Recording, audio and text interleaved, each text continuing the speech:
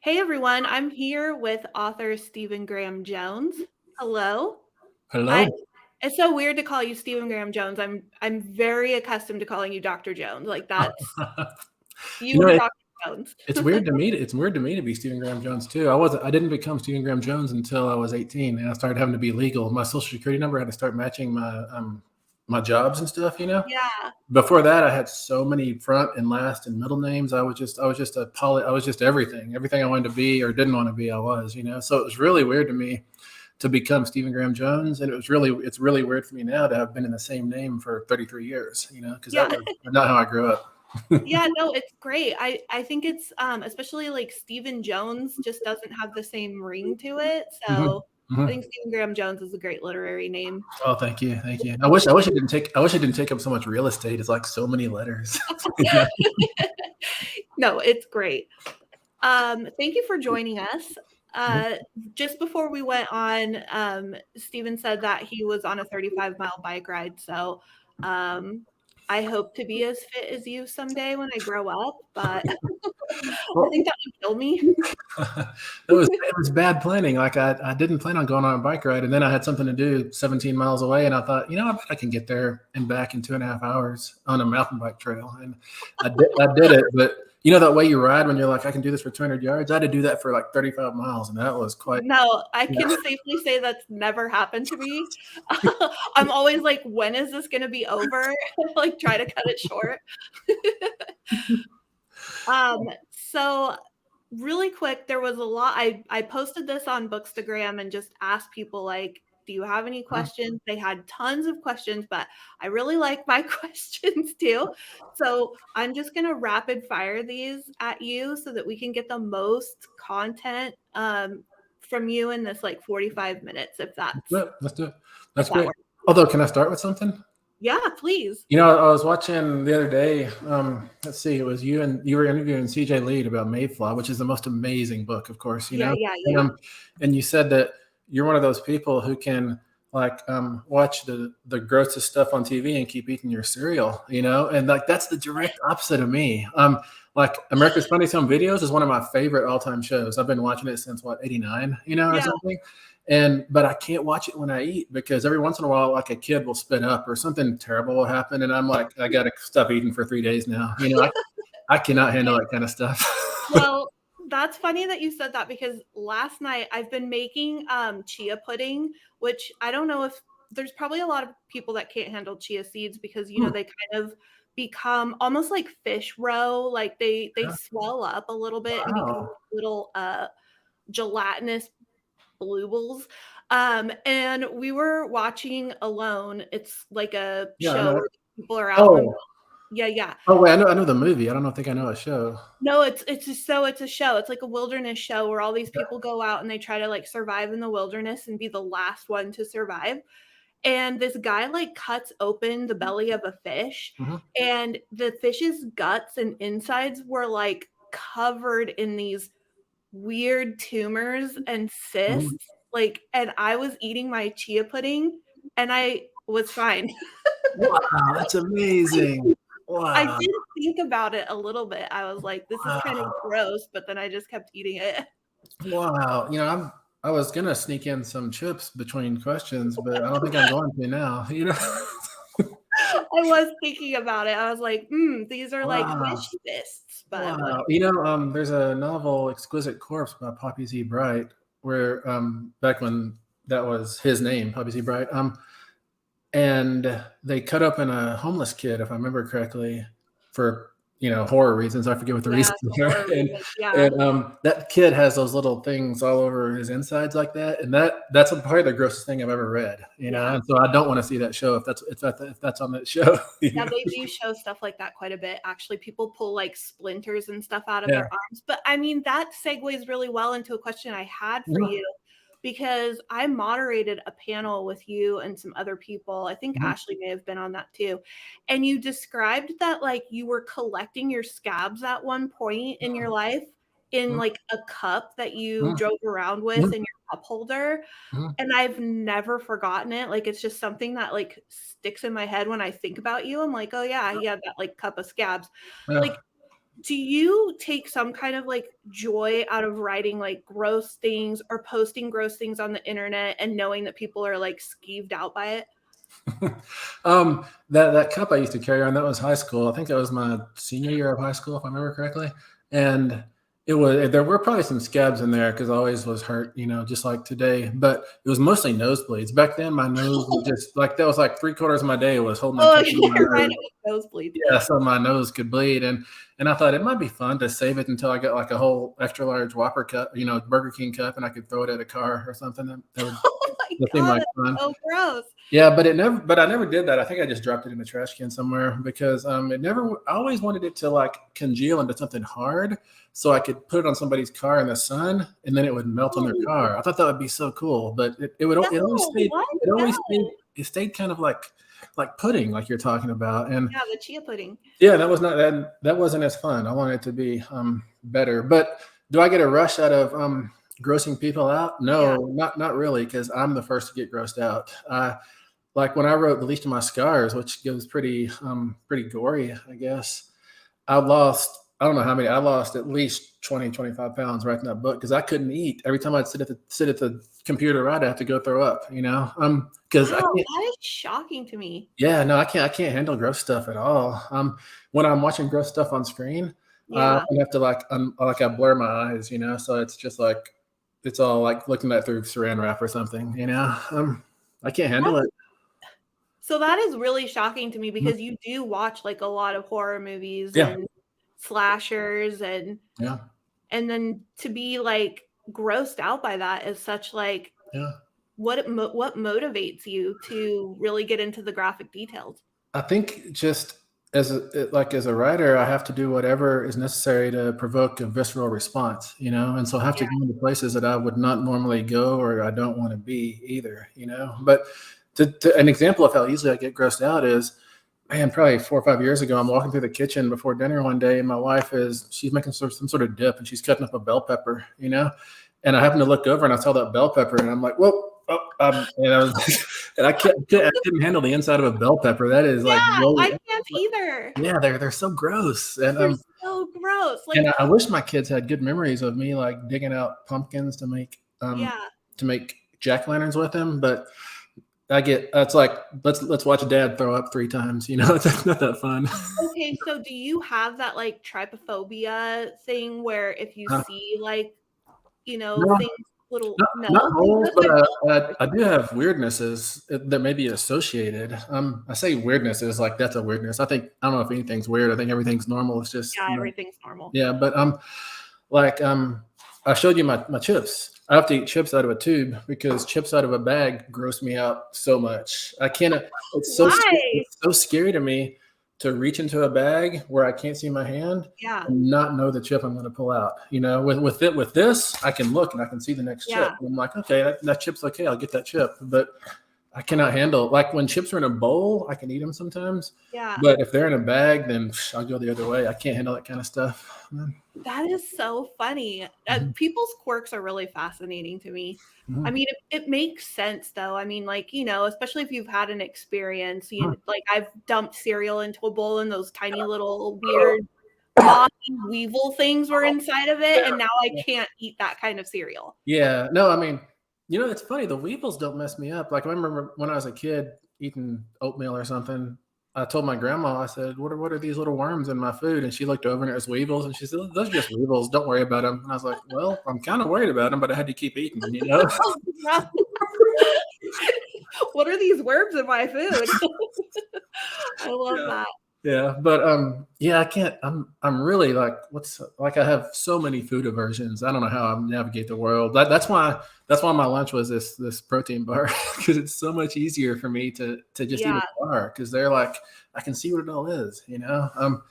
That's why I don't know about love traveling. I do a lot of traveling, but for me, the worst thing about traveling is food. I hate going to restaurants I've never been to. I hate trying food that I've never tried. That is to me, I just leave me in my hotel room, let me eat a protein bar, and I'll be happier. yeah, that was because when we met at the AWP Mhm. conference in Seattle, which was Mhm. this great panel, um, later you did say you were going to find yourself a Chipotle, like Yeah. that's your go-to Yeah. restaurant. And Yeah. so I thought I would ask you because, you know, over the years, like I've been following you for 5, Mhm. 6 years and reading all of your work and following you on social media. And it just seems like the travel has like really amped up for you. Mhm. Mhm. So how do you find like that work-life balance and like the traveling thing? Like how do you manage all of the success and kind of everything that goes along with it?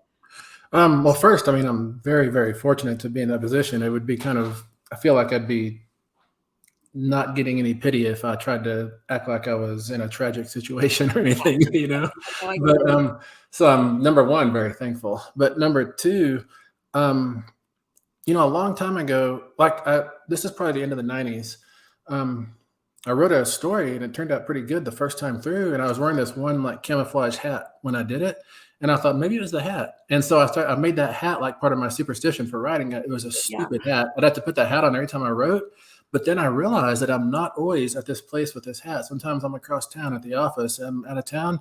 And if I don't have my hat, how can I write? And I realized that what I was doing was I was ritualizing my writing. And ritualizing your writing is just it's just stocking yourself with excuses not to write. And Yeah. so I kind of made a promise myself to not do that, to not have any of those superstitions or rituals or anything. Like I don't want to have my tea over here and my blinds turned 3/4 over here and the dog over here. Like if you wait for perfect conditions to write, you're never going to write. And the result of that is I can write in train stations, on planes. Like sometimes when the pilot says we're going to have to circle for an hour, I'm like, yes, another hour to write. No, I love that. And as for how to make that work with travel, I mean, that helps me with travel because wherever I am, I can write, Yeah. and I mean, I'd rather be on my home keyboard, of course, but I can burn pretty fast on a laptop too. And I've also got, it's not with me right now, I've got one of those remarkable tablets, those e-ink tablets, and I get a Oh, lot yeah. a lot of comic book work done on that. So as far as getting work done, travel doesn't really impede me that much. As far as not having food nightmares, travel amps that up like 10,000 times. Yeah. You know?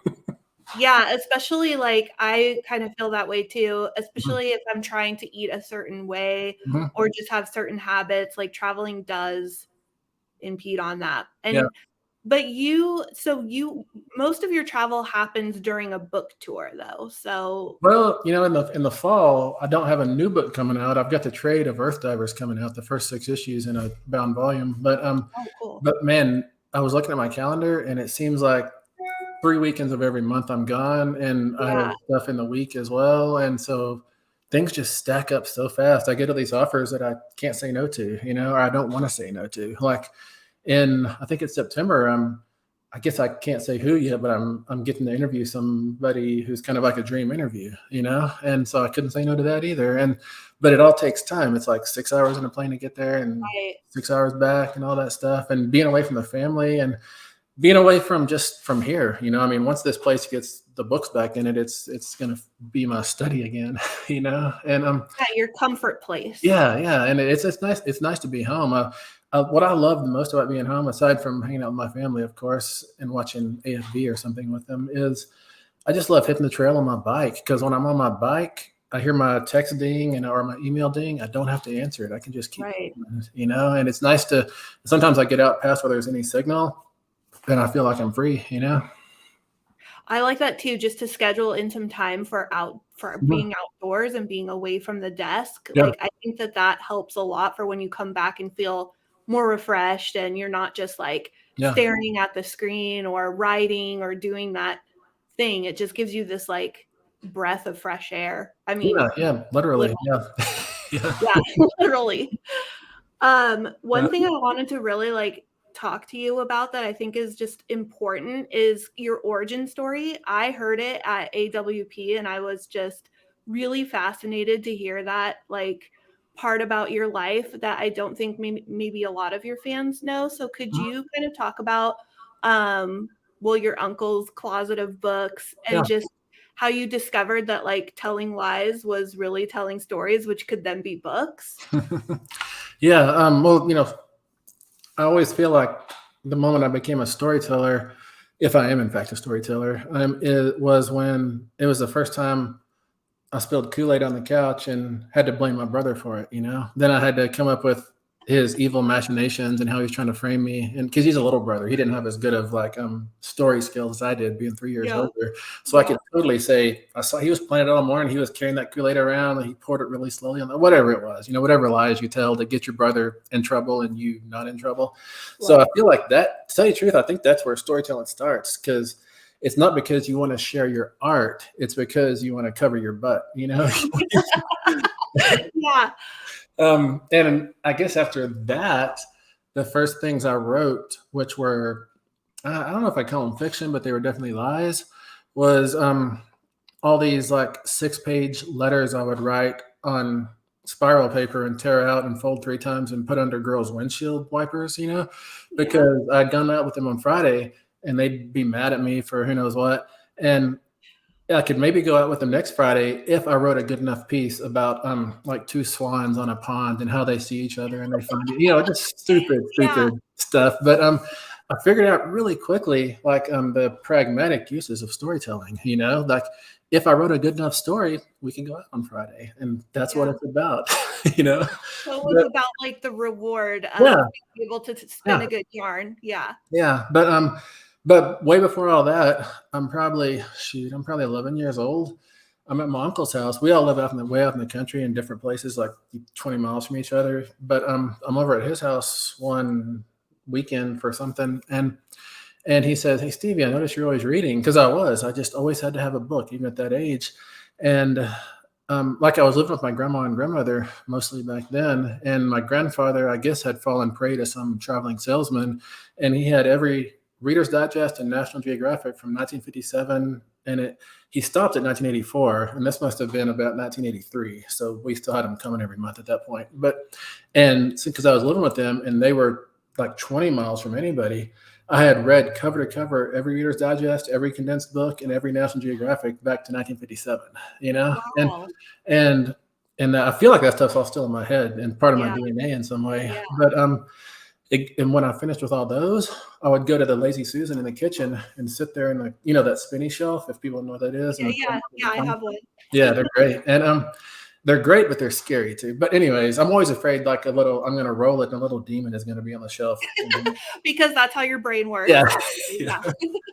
But I would sit there in front of it at 11 years old and spin it and wait for it to stop on its own and make my hand like reach mechanically forward and get like whatever can of beans or corn or whatever. And I'd take it down and read that label cover to cover and put it back and spin it again and read the next one. I just had to be reading. I was just compulsively reading. Yeah. My uncle had picked up on that, I guess. And he also was a compulsive reader. He couldn't drive. He was always the passenger in every car he was in. So he would always read while people drove him around, you know, and that you just always see him driving down the road. He'd always have his face in the paperback. And one day he said, hey man, come with me. And so I went down his long hall with him, and he stopped at the linen closet and pulled it open. And he didn't have towels and sheets and stuff in there. It was his library. It was front to back, side to side, top to bottom, mass market paperback, little skinny ones, you know, like 60,000 word books. And it was Conan the Barbarian, Mac Bolan, and Louis L'Amour. And he said, you can take 3 of these, and when you read those, bring them back, and I'll give you 3 more. And I burned through his whole closet like that. And I love Conan the Barbarian, and I like Louis L'Amour was my gospel. He was my model. Like I had a lot of different father figures in my life growing up, and the result of that was I went to books for that, you know. And I mean, Louis L'Amour, as it would turn out, was no friend of the Indian. I had no idea back then, but the heroes that had, like, I don't know, they had the toughness and the grit to persist and always had this like core good values and stuff like that. To me, was what I modeled myself on, if that makes sense, you know. And so I love L'Amour. I love Conan the Barbarian. I did not care for Mac Bolan. Mac Bolan never made sense to me, but I read most of them anyways because I had to if I was going to get the next 3 books, you know. Yeah, I love that because I think it just speaks to so many of like our experiences, like everyone's experiences. who are avid readers, starting off with a friend or a family member who like encouraged us to read and had like a library that we had access to. Like, Yeah, I have a really similar story too. Like, that's just great. That's great. somebody who encouraged the reading Yeah, and supported it. I And know. yeah, It's like somebody just saying, "Here's the world." You know, that's such a yeah, big gift. You know, because that's what's in every book is the world. I think, and it's yeah, amazing. and just a life to live, a Yeah, whole life to totally live. is. Like people like we were talking travel earlier. People always tell me, "Is it great going to Dubai, France, Spain, all these places?" And I'm like, "Yeah, but you know, I can also just read a book, you know, because then I can go to Middle Earth, I can go to Mars and stuff, you know."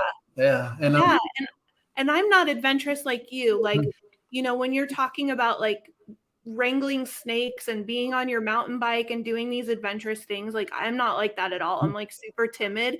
So mhm. for me to be able to like read about those things and read about, people going on these big adventures and stuff like that, that makes me feel like that's how I'm living Yeah. adventurously too.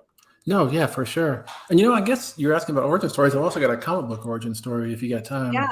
Um, Yeah, no, give it to us. Yeah. you know, I was saying we lived out in the country growing up, and I'm 12 years old now, I believe. And every other Wednesday, we would jump into our Suburban and go into town. And it was such a long way to town to Midland, Texas.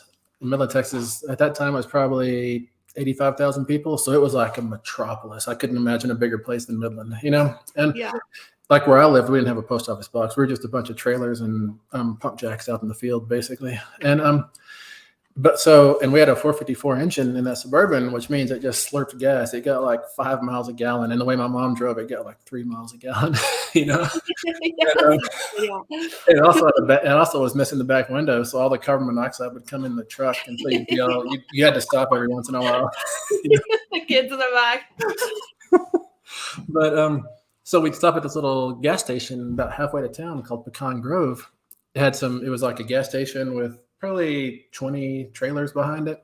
And mom would while she gassed up, she would give each of me and my two brothers, she would give us 75 cents and say, "Y'all go in the store and get a Coke," because Cokes are really rare in our life. So every 2 weeks we got a Coke, and Yeah, I would get I'd get Dr. Pepper, you know, and every Wednesday I'd look forward to my Dr. Pepper. But one Wednesday I've got that cooler in the back of the store eyeballed, and I'm heading for it, and I get apprehended because there's a spinner rack by the register, and it's got comic books on it. I'd never seen a comic book in my life, and so I just I touched those like so reverently, and slowly turned it around, and I picked the one with the most loud cover, and it turned out to be Secret Wars #4, where Hulk is he's like got a mountain on his back, like 80 billion tons or something, and yeah, he's holding it up over the other heroes, and the little tagline is, "How long can he hold it up?" Something like that. yeah. And so I didn't get a Dr. Pepper that day. I spent my money on Secret Wars #4, and I was hooked since then. And so every 2 weeks I was back at that rack getting a comic book. And I didn't get to read Secret Wars continuously because I know they would only order like 3 of them, and I was not always the first one there. But Yeah. I do remember number 10, and number 10 has Dr. Doom fighting this cosmic entity called the Beyonder, who is like a god of its universe. And Dr. Doom is just a man with this like machinery and tech and armor, and he wants the Beyonder's power, and so he's coming at the Beyonder, which is pretty audacious, you know. And the Beyonder is just blasting him with power, and Dr. Doom is missing limbs. He's mortally wounded, but it doesn't matter. He still has one arm, and he's still reaching for the power. And all through my teenage years after that, every time I could have quit and I should have quit because things were going terribly, terribly wrong, I would go back to that one panel in Secret Wars #10 of Dr. Doom pushing on against all odds, and I would say, if he can do it, I can do it, you know? Oh, I love that. I mean, because now you're kind of returning the favor and writing comic books that are really inspiring Oh, thank you. also. I Thank mean, you.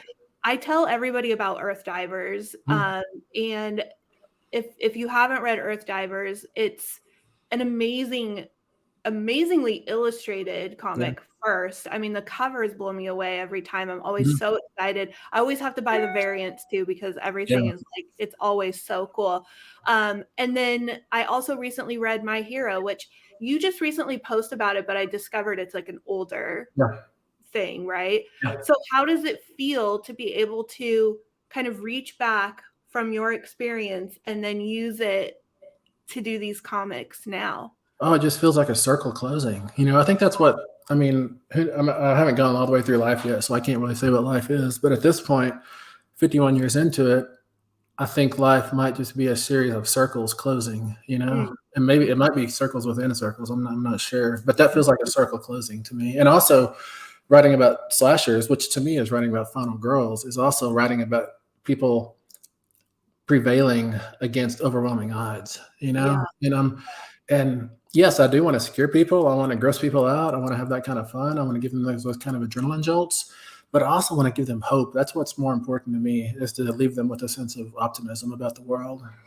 Yeah, I definitely recommend for those of you listening that My Hero is out there to read, and I immediately when you posted it went and read it Thank you. and really enjoyed it. And then it kind of sets like a foundation for where you're at in Earthdivers. And then you just announced today you have something else coming Yeah. too. You want to talk about that? Yeah, True Believers, written with Josh Viola, illustrated by this guy Ben, who is amazing. Like for Ben, I've been scripting differently. Like he kind of prefers his scripts, as near as I can tell, not to be broken down by panel. I just tell him what's going to happen on the page, and he figures out how to make it into panels and everything, Oh, which cool. is Yeah. a really neat way to do it. I had never considered scripting like that. That's very not Alan Moore. It's not micromanaging, but Yeah. but it's a slasher, really short slasher story set at the Colorado Festival of Horror here in Denver, Colorado, and it's fun. It really surprised me. I wanted to see for a long time. I've wanted to see if I could do a slasher in 10 minutes. Like I was going to write a slasher short film that would cycle through everything in 10 minutes, and I think I figured out how to do it.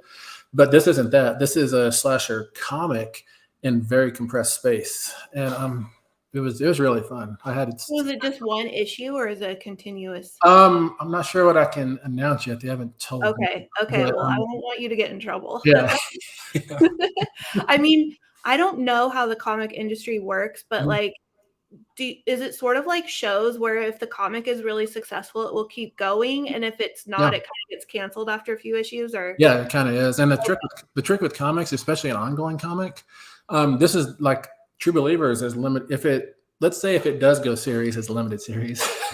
But most comics, yes, if like the first arc, 6, 10, 12, whatever it is, if that's like earning itself back, then they'll say, let's go further. And it keeps proliferating and going on, which is great, But then again, there's stuff like Neil Gaiman with Sandman. yeah, That was a huge hit. That owned the 90s. It like transformed a whole generation. yeah, And DC kept saying, because of the way the contract was written, because Gaiman didn't have like all the power to throw around in the publishing industry at the time. So he kind of probably signed a contract that he might not sign today, I suspect anyways, which didn't disallow DC from continuing Sandman after he stopped writing it, because he planned 75 issues.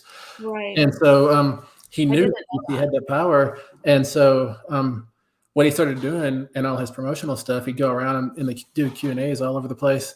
And people would ask him, is Sandman going to continue? And Gaiman would say, that's up to DC. If it continues, it continues. Yeah. But if it does continue, I won't be with DC anymore, which I thought was brilliant, Yeah. Yeah. And so finally, near the end of the Sandman run, they came to him, they said, okay, you can stop it. We won't carry it on without you.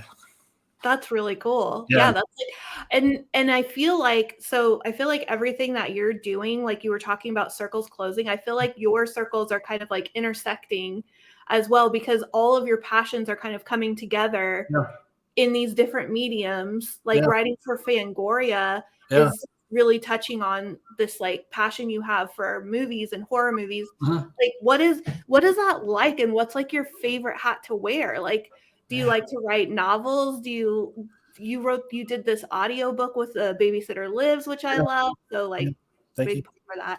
And then the comics.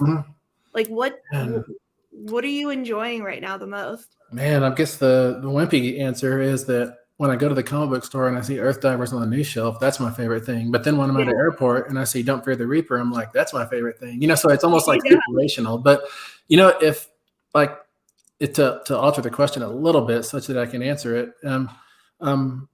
My favorite form to write of all forms is flash fiction. I love a 750 word story. That is, to me, that's where it's at. I love the Yeah. compression, and I love the like narrative and dramatic backbends a story has to do to get like 20 pages to fit into 750 words. You know, that is so thrilling to me when it works. It doesn't always work, but man, when it works, I think flash fiction works like nothing else. The bad thing is flash fiction doesn't make you any money. You know, the only person I know who's really like kind of made her career out of flash fiction is Lydia Davis. She's one of the good ones. But you know, what's Etgen? Oh, not Etgen.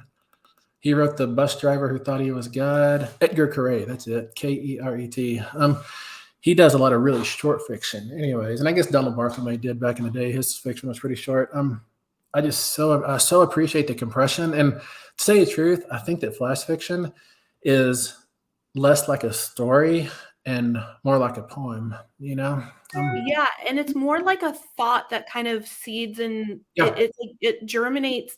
It sort of starts with you, and then it gets planted in the brain of the reader, and then they kind of finish it off or like think about it and add to it later. Like I read a piece of your flash fiction in that Tiny Nightmares book, and yeah, it just sort of like it's something that just kind of rattles around in the brain more than like say a novel, because novels are like completed thoughts. Yeah, no, I totally agree. And I love the pressure of flash fiction. Like it's from the very first word, it's already ending, you know? So you don't have that luxury of I'm going to cast about here and see what that part of the narrative train is like, and I'm going to see what this character's backstory is like. You don't have time for that, you know?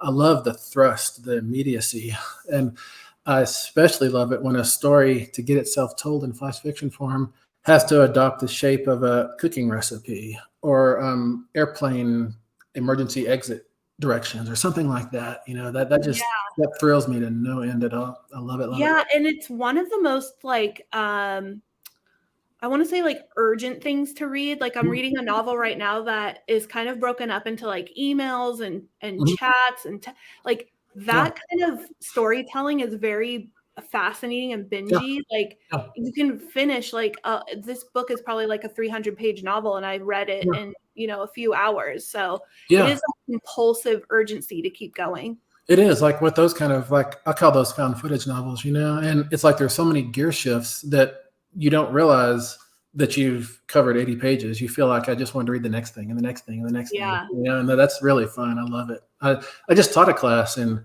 found footage fiction, a graduate seminar, and that's actually why I wrote my novel, I Was a Teenage Slasher, because I taught a course in found footage. And also, I'm about to teach a graduate seminar in the vampire, so I strongly suspect I'm going to write a vampire novel pretty soon, you know? Okay, wait. Okay, first of all, you mentioned teenage slasher, so I want you to talk about that. Like, I read a story that's free on the internet, like people can Google it, and is it connected to that story? Oh, I Was a Teenage Slasher Victim, that one? Yeah, it's about the mirror. That's not connected. It just has a title that's one similar. word longer. Okay. I also have that story. I was a teenage space jockey. Maybe everything I do should be I was a teenage this or that, you know? I mean, we're not complaining, so. No, it's not related to that though. It's totally different. Like, but I have done that before. Like Doc's story is also by a different title, the first chapter of Mongrels. And Doc's story was published in Letters to Lovecraft back in 2015 or something. Yeah. So tell us then about, so you finished it already. Is that correct? Oh yeah. I finished it. Shoot. Feels like a year and a half ago. I finished it forever ago. And actually Joe Monty at Saga sent me an email on Friday that said my notes are getting here today, you know? So he's 2 hours ahead of me in New York. So I guess he has 22 minutes. So they're supposed to get here really soon. You know, so those are his edits. So then you'll be in the editing process of it. Correct. Okay. And also, I just saw an email. I didn't have time to look at it before I jumped on here, but we've been trying to figure out the right cover for it. And he finally sent the next round of covers. And I think we're probably going to find the final cover in that, because we all agree it should be this kind. So it's just a matter of which font and which color should those words be, you know, basically, which is really fun. But as for a teenage slasher, it's set in West Texas. It's set in Lamesa, Texas. I did a lot of growing up. Well, I grew up in Greenwood and Stanton, which nobody knows where they are. But some people know where Midland is. Nobody really knows where Lamesa is either. It's like halfway between Stanton and Lubbock, which it probably means something to like 1 out of 200 people out there. Yeah, someone's going, oh, yeah. Yeah, no, it's just a little bump in the road, West Texas town. But it had the only drive-in that survived. Like when I was a kid, like young, probably 5, 6, there was drive-ins everywhere. They all went away by the time I was in high school, except for the drive-in in Lamesa, Texas. And so we would always trek up to Lamesa, and back then you cruised the drag, and so we'd cruise the drag in Lamesa and getting all kinds of scrapes and everything. And and I had a student about 8 years ago who he's from Lamesa. He's probably about 20 years younger than me, and so I was able to lean on him because he grew up in Lamesa. He knows Lamesa in a way I never will. And his parents are my age. And so they know 1989, which is when this novel is set, 1989. Oh, cool. Yeah. And so we were able to like take pictures of old yearbooks and just ask all weird little questions that make it real, but it's a through and through slasher. And I did write it coming out of that found footage class. And so to me, it's got a lot of those elements, but it's not like that novel you were talking about. That's like emails and articles, like it's all a lot of things smushed together, like Night Film or those type books, I call those shoebox novels. It's like you go to a lake house and you pull a shoebox out from under the bed and look, there's just stuff. And if I read it through, it forms a story, to me, that's like a subgenre of found footage fiction. And so I didn't do that with this. This is a first person narrated thing. But the challenge I gave myself after writing The Lincoln Indians and Chainsaw and Reaper and The Angel of Indian Lake, which I know that Indian Lake books are all present tense. I want to say Good Indians might be present tense. I don't remember. But I was like, am I losing my past tense muscles? I got nervous, like, do I like narrative? What narrative is you're at this point in time, you look back there and you select out these 6 events from 48 events. And you say, I can use those 6 events to pull a narrative thread through and tell you a story. That's how we form our identities too. That's how identity persists. I look back and I say, I did this at 5 years old, this at 12 years old, this at 17, this at 28. And that makes up me. That is up to me. But I was worried I was losing those muscles. And so I made myself tell a first person story that's very past tense, like it's retrospective. And it was so wonderful to walk in different story terrain, which isn't to say I didn't like the present tense of Indian Lake. I love the immediacy of that. That's the reason I did present tense for Indian Lake, the Indian Lake trilogy, was because I wanted it to have kind of like a film gloss on it. And film to me always feels present tense, even when it's like Carlito's Way or something that's narrated in, or American Beauty that's like retrospectively told. It still feels present tense to me.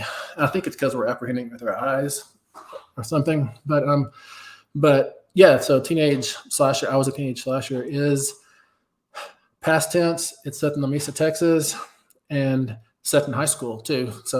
And it's set in high school when I was in high school, 1989, and I was in high school about 65 miles away. So it's not that different from where I grew up. So are we going to get like a new final girl, or are you not allowed to talk about that? Yeah, for sure. Yeah. A different final girl than Jade Daniels. Than Jade or Denora or Izzy from Final Girl, or I don't know, Nona from Demon Theory. I don't know if I'd call her a final girl or not. I'd call her. I haven't read that one. Oh, okay. All right. Yeah, I mean, so now I have too many things to talk about because, there was the one thing where you were talking about reaching into a Lazy Susan and you thought about like a demon being in the back, like circulating through. And that reminded me of when I read I didn't read it. I was listening to your story, The Babysitter Lives, and you talked about a beanbag chair and that it was full of like spider eggs. And now I will never not see beanbag chairs and those things as spider eggs. And it was extremely disturbing because I have arachnophobia. So I was driving on the highway to my sister's house, like flipping out all by myself, listening to that. So that's stuck in my head. Plus you're wearing your Final Girl. Yeah. And I decided to wear my I'd rather be reading Stephen Graham Jones. That's great. I think this shirt is hilarious because Mm. like I'm talking to you, interviewing you, but I'd rather be reading your books.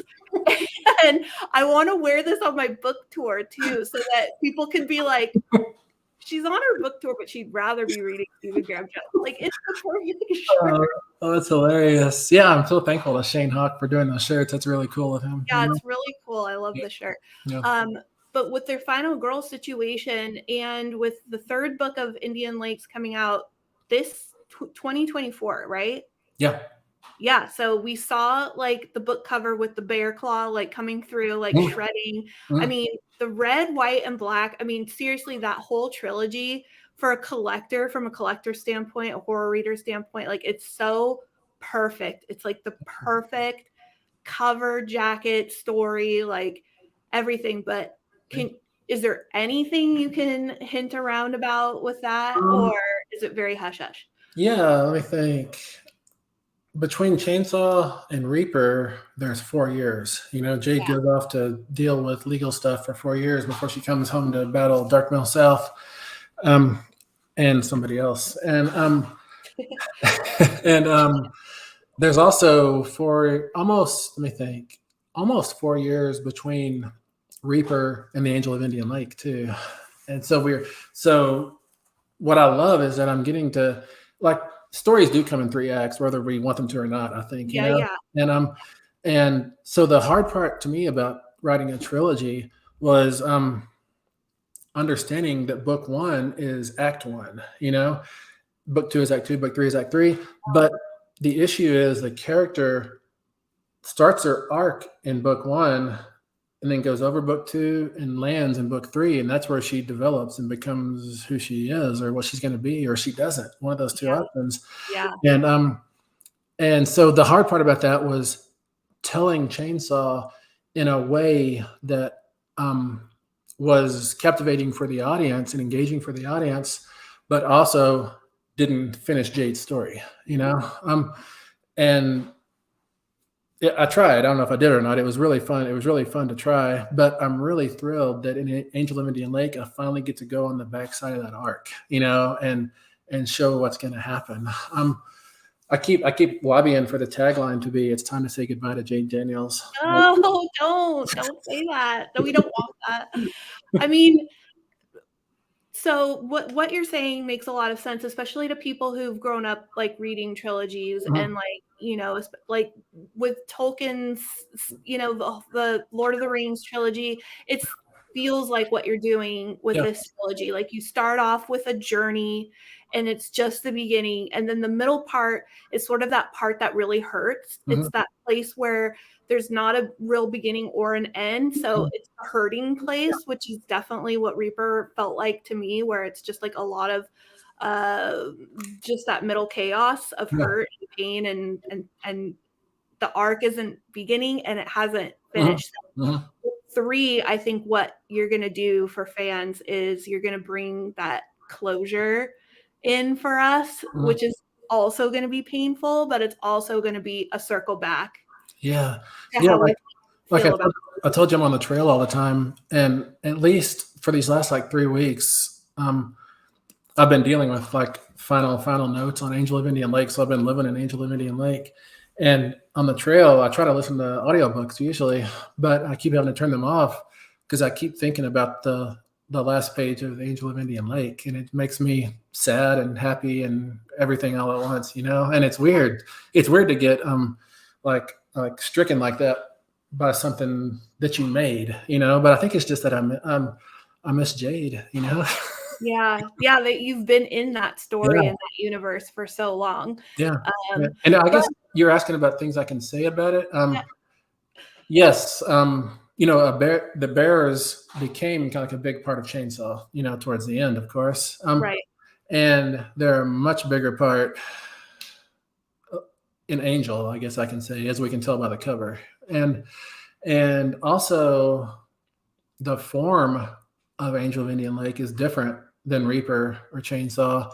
It's longer too. It's the longest of the 3 books. Oh, cool. Yeah, we love to hear that. Yeah, we love to hear that, especially for a last book. Like, you don't want the last book to show up and be this, like, small thing. Yeah. That's yeah, Yeah. good.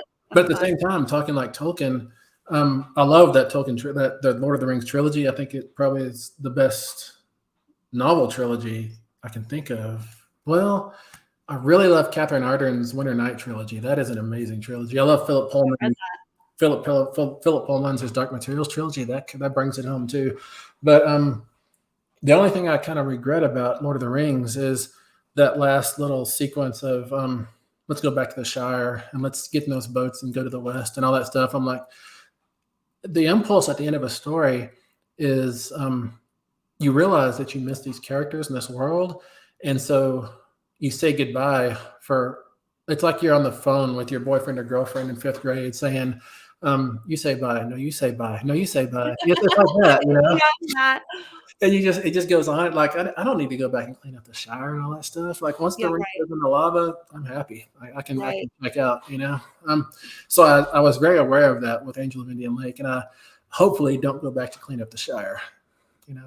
Well, I mean, obviously too, like somebody as such as yourself who watches a lot of horror movies and slashers and has studied that form, right? The final girl like story. You could possibly like do the trilogy, do the ending, but as we know, like final girls kind of live on, so Yeah. we don't necessarily have to say goodbye, especially if like later down the road you decide you want to do another Yeah. story with Jade, or she can appear in some other book that you're writing or a comic. So I'm just throwing that out there for you. Yeah. No, final girls never die. I agree, you know? That's right. Final girls never die, as Jamie Lee Curtis has so poignantly. I know. Right? Yeah. I also wanted to ask you if you saw the new Exorcist trailer.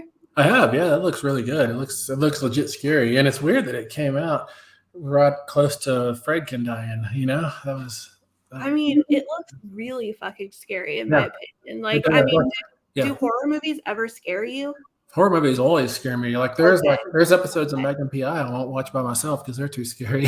You know, I get real. I think that's why I write horror. It's because I'm such a scary person. You know, like I can't even list all the things I'm scared of, but it's pretty much everything, including That's food. like me too. Yeah. I'm so scared. Like, do family members go with you, or do you go by yourself when you go? I always ask if they want to go. They can't always schedule it. My wife usually won't go. Like we went to I don't know if like when Mike Flanagan was screening one of his films out at the Stanley, and it was a big event. We went to that together. She went to that because it was a big event, you know, and we got to go to the party afterwards where they had all the props and everything. So it was fun. But usually it's my son or daughter if they happen to be around, and they're both super into horror. They'll always go with me. Like Talk to Me, I went and saw with my son. I think the Thursday night it opened. I think actually, and yeah, it was a good time. But I do get legitimately scared, you know, even when maybe the effects are, you know, shoddy, the dialogue is weak, that kind of stuff. I somehow have like a mechanism where I tell myself that's the fake parts, but there's something real over there in the background, you know? Yeah, I mean, I try to talk myself into seeing movies and pretending like you know, like really trying to convince myself that things are fake, but it never works for me. Like, I feel like books are easier. That's why I subscribe to Fangoria's to read your Slasher Nation. So I don't have to go see all the horror movies. I do see like a select few, but like if I can read about them, that feels better to me. It feels safer. Yeah. Well, you know, I think that's our first defense mechanism for watching horror is looking for the zipper on the monster suit, you know, because once we see that zipper, we're like, that's not a real werewolf. Come on. But, and that works until 2 a.m. when you're going down the hall for a glass of water, and then it's all different, you know? Yeah. I mean, I had to watch like some really boring fishing program after I watched Hereditary. Like my husband fell asleep, but I was like kind of alone in the room and had to just like put something else in my brain. So boring like fishing stuff worked for me, you know, or a cartoon like SpongeBob or King of the Hill like you posted the other day. That always erases whatever bad shit's in there. It does. You know, talking SpongeBob, I went ahead and bought that episode where they go back to medieval times because that's a wonderful brain cleanser. So I can have it with me wherever I am. Like if things get too heavy, I just turn on plankton saying psycheth or whatever. You know? My kids like quote SpongeBob like so regularly. It's part of our like family vernacular. But like the Halloween episode where SpongeBob like shaves off the corners of his head and he's like round underneath the sheet so he could be a ghost, and his like brains are sticking out. Like those are the kinds of things I think about when I'm having like a serious horror Yeah. moment. Although I do get grossed out by it. Like I get grossed out 2 times in SpongeBob. One is when Mr. Crab is like molting into his new shell. That is gross. Oh, that's so gross. But also they do that thing probably more early in the series than later where they like go in real tight on SpongeBob or somebody and they show like his very human like face and all the gritty detail. And I'm like, Yeah. hey, listen, this is a kid's cartoon. I don't need this, you know? Yeah, it reminds me of Ren and Stimpy. They used to do that Oh, too, where really? it'd be like this like zoomed in kind of graphic detail Oh, of something, like an ear sliding off a head or oh something. wow. Yeah. Wow. Great. Um, just like wrapping up, I just want to let you know that your fans love you. Like just on Bookstagram, I had so many comments of things that people wanted to talk about. Like they want you to put out like some sort of wide release of Demon Theory. Like there was the really beautiful SST edition that recently came out, but like the other one is really hard to find. So It is, yeah. that's kind of a thing. Like people want to collect like all of your Yeah. work. Yeah. Well, I guess what I can say, I mean, I love them too. I love the readers too, you know, so it's a two-way relationship, of course. But my agent right now is trying to wrangle my back catalog into some form where it can be disseminated, you know. So Yeah. hopefully that happens. Demon Theory and Growing a Bit in Texas are in weird legal waters right now, but Yeah. hopefully we can do something where we get them back, you know. Okay. My Yeah. last question is, do you think you'll ever write a movie or direct a movie or have something to do with a horror movie? Um, I've worked in feature films. I've worked in television. I've played in Hollywood. Over the pandemic, I did a lot of Hollywood work, and Yeah. um, I've kind of backed off of that a whole lot um, because I like writing books a whole lot more than I like writing movies. Yeah. But at the same time, I think I never like had that Kevin Williamson experience of writing a screenplay and then seeing someone like Wes Craven adapt it, and that must be like a full circle thing that enthuses you for the next project, you know. Right. So I haven't felt that yet. So I think any decision I make about Hollywood is like not informed enough, if that makes sense. I do know that I prefer writing movies, and I do know that Hollywood is very fickle. That studio heads are constantly changing, and projects seem to die arbitrarily for no reason internal to the project, but for things that are well outside the scope of the project. I know I'll never direct. I'm not at all like I've talked to a lot of directors, and one thing is they think differently than I think. Like Yeah. I think about how a camera angle is suggestive or expressive of a character's like subtextual something or unconscious. You know, Yeah. I'm like, sure, but I can't think like that. But and two, every director I've talked to, 99% of their job on set, like during a 3-month production, Yeah. is putting out fires, putting out other people's emergencies, like fixing things, answering questions, Yeah. which is to say, every hour of the day, somebody's tugging on your sleeve and saying, what? And that I would much rather ride my bike and lie in my hammock and write books and read books. That's the life for me. Like, I know that people always talk about writers needing to hustle, but I don't know. Oh my gosh, I'm sorry. I just like to hang out and have fun, you know. That's what I like to do. Yeah, I mean, I think well, like with the last final girl, that was written very much like a movie. So I think that's one of the common things I see about people talking about your work is how cinematic it is. So I felt like I wonder if he's ever gonna really like dabble in that. But what we really want is just a movie based on your book. Like that's what we really want. Yeah, I mean, maybe that'll be fun when and if it happens. But you know, I think I do kind of worry that so much of the like novel writing industry, so many of the writers right now measure their success by if an adaptation happens. Right. And I think to me that's a mistake. I mean, yeah, you can. To me, that's kind of I don't know. Maybe it's the check that they're thinking about because you do get a big check when somebody actually like the day of production you get your check and you're happy to get that check, of course. Whether or not a movie's made. Correct. And but I don't know if like money is your threshold for success, then is there ever going to be enough money? Are you ever going to be successful by those standards? And adaptation is such a dice roll, because Right. sometimes it's Shawshank Redemption, and sometimes it's not, you know. And Yeah. and I measure my success by whether the book I wrote touches people, you know. And it's not about whether it touches everybody in the world. If it touches, like my collection Bleed Into Me, it came out in 05. A couple of years after I did that book, and that book didn't get like big acclaim or anything. I don't think people hated it, but I don't think they especially loved it. One person wrote me a handwritten fan letter and said they had just lost their brother, and they happened to read Bleed Into Me after that, and that story helped them get through it. And I'm like, it was all worth it, you know. Sometimes just touching one person is enough, and that's what you need to close that circle, you know. Yeah. That's what it's all about. You don't have to be in every airport. You don't have to be on every movie marquee.